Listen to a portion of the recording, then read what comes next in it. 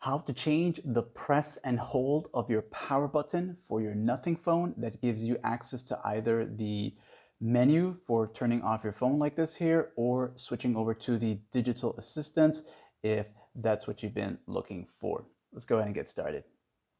To find this setting, you'll go ahead and use the quick access. You can do a quick swipe like this here, and you'll see the settings toggle right down there to the very bottom of your screen. So go ahead and tap on that here, and you can, one, use the search, type in the words press and hold, and you'll see the suggestion for the feature that you're looking for, which would be this one right there, okay? And if you just don't feel like typing for some odd reason, you can go down this here, go down the list, and you're looking for where it says special features, this right here.